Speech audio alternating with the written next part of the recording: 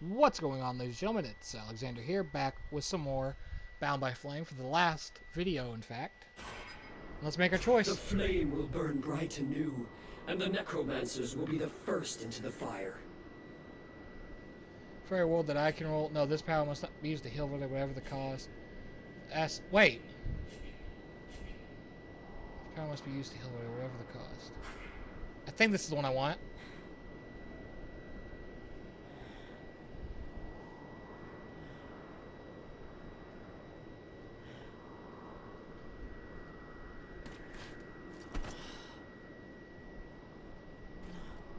If I remove these spears, the Ice Lords will lose their power.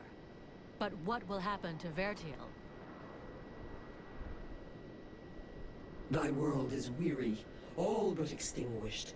Nothing remains to be saved. It must be cleansed. But inside me is all the power necessary to regenerate my world. At the cost of mine? Do not think it. Vertiel needs the world heart. Thou canst not sacrifice it thus. There are still dragons, and the necromancers will be destroyed. The fire of the world heart is not completely out. It will burn bright again, in time. But without us, I forbid thee to do this. I will not die for thee.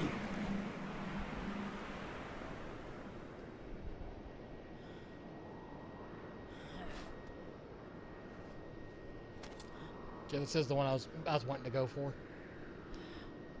This is the good ending.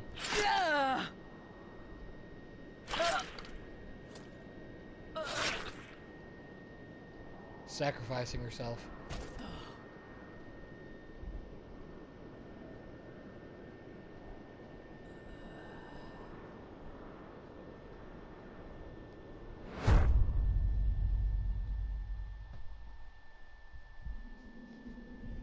And so ends the tragic, though nonetheless heroic tale of Vulcan Half-Demon. I confess I may have romanticized some aspects of the Just story, got one. though in my defense, I shall always have something of a soft spot for our dear Vulcan. By releasing the World Heart's energy to the surface, she sacrificed herself in order to heal Vertiel and bring an end to the long winter. Ill-prepared for such a powerful energy surge, the Ice Lords were instantly reduced to cinders. I can tell you, no tears were shed at that funeral. Of course, it was only a few centuries before other would-be mages attempted to follow in their footsteps, though what wonderful centuries they were. With Captain Buffalo leading them, the Freeborn Blades legend grew, and they flourished for a time. Sadly, the legend of Buffalo's immortality proved less than accurate, and after 27 battle wounds and another 40 or so years, he eventually died in his bed, to the great sadness of the three charming young women who were sharing it with him at the time. That sounds like Buffalo. Edwin's corpse was mutilated and burned by the command of King Relmar. Such a waste. I remember being quite disappointed at his decision, as I had hoped I might be able to inhabit her body. It had been an absolute age since I was last inside a woman. To no one's great surprise, Relmar proved to be a formidable monarch. Strong, just, and loved by all. He returned a sense of pride to the elves that the war had stolen from them. He often spoke of how much he missed his outlaw years while being forced to sit through long meetings and dealing with political wranglings. But he was greatly helped by the knowledge and wisdom he gleaned from Arundil's Soul Stone, and he went on to found his own dynasty. The Red Scribes... Oh, really? Don't get me started on those imbeciles. Nonetheless, it would be uncouth of me not to mention how heartbroken young Sybil was by Vulcan's death.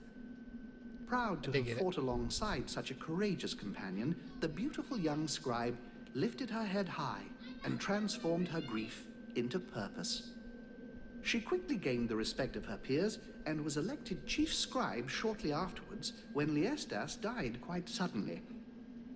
Apparently, the fool succumbed after having imbibed a large quantity of a somewhat questionable nectar, that he and his doctor had invented.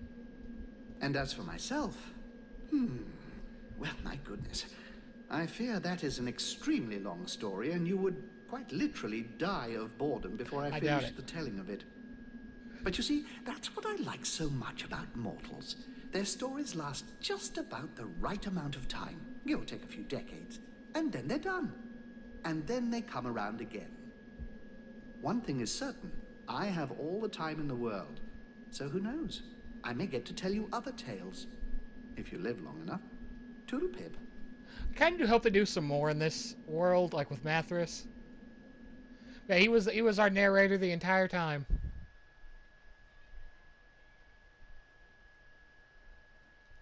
There we go. We're done.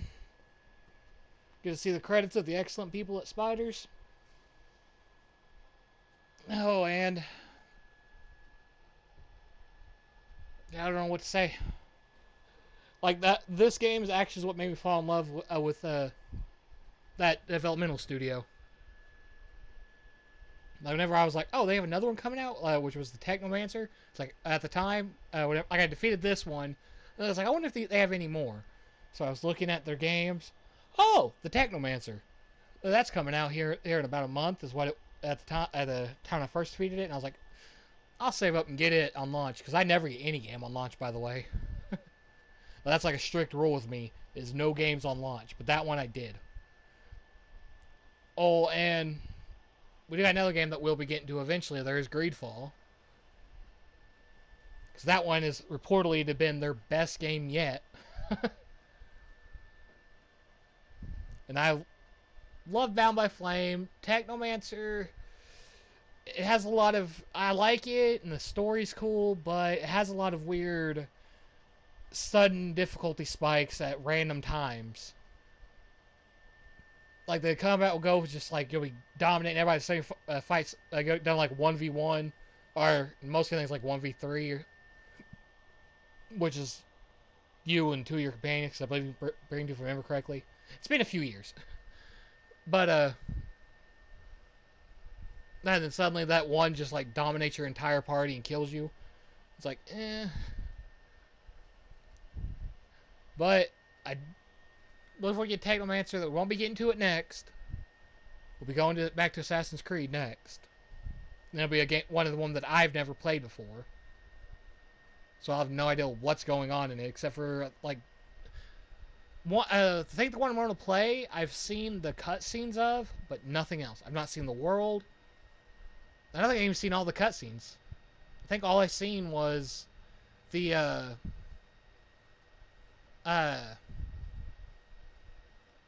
ending. But yeah. Completely done. Oh, it did change it back to hot? Ah, okay. But yeah, I'm going to end this here.